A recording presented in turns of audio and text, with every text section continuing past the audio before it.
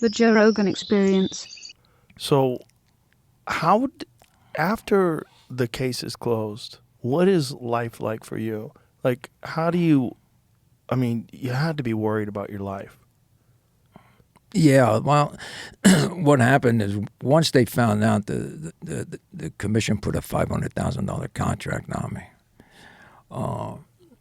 and the New York office of the FBI went to every boss and told them they better not think of trying to cash in on that, you know. So I was working out of Washington and out of Quantico, and families moved. I think we got like 5 or 6 moves since then. You try to back everything. Right.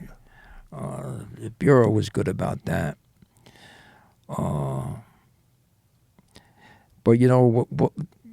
what's in the back of your mind is not the legitimate gangster.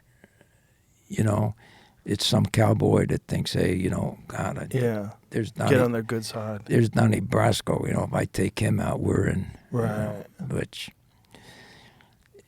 And I don't think anybody was going to pay anybody $500,000.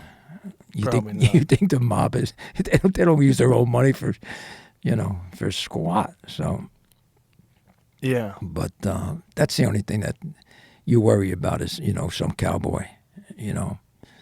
How long was it before you stopped worrying about that? Well, you never really do. I mean, Even to this day? Yeah.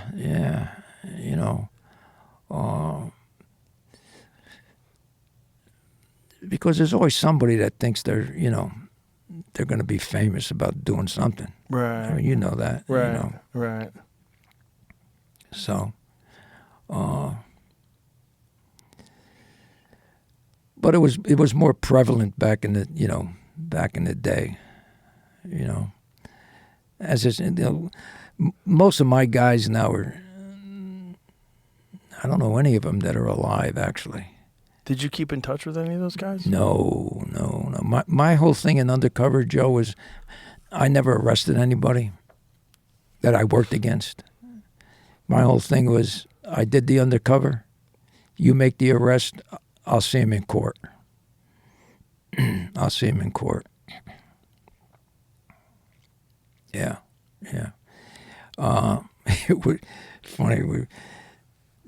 You always sit down with after the case is over, you sit down with the profilers and everything, and they say, well, we think this guy will turn this guy. Not one of my guys, when I say my guys, ever became an informant. Really? Never. Wow.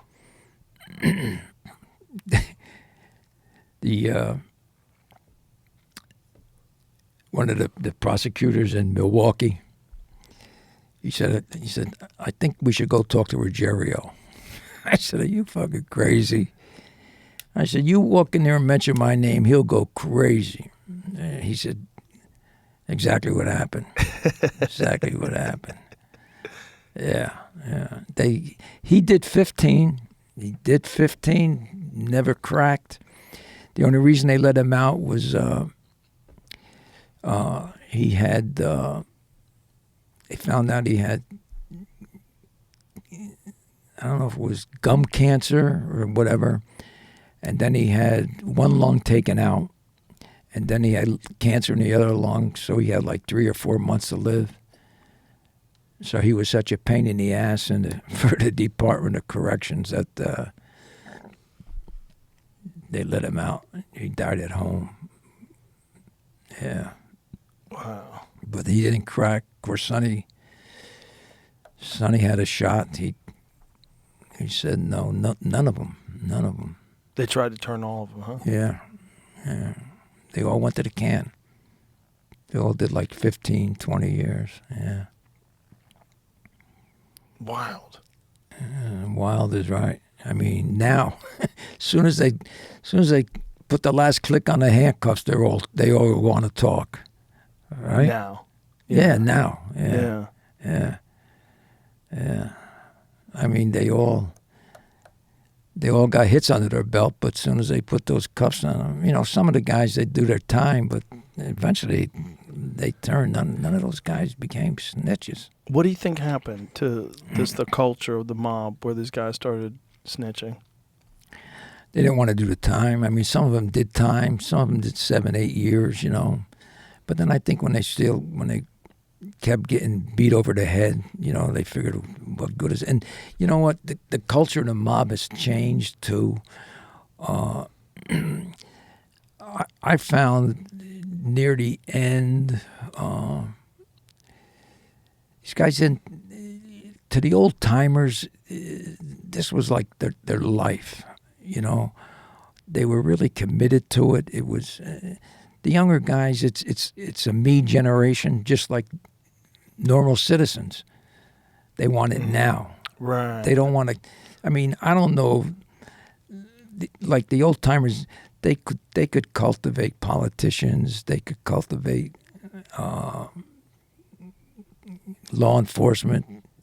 These guys today, you know, they can't cultivate politicians and judges like the old timers did.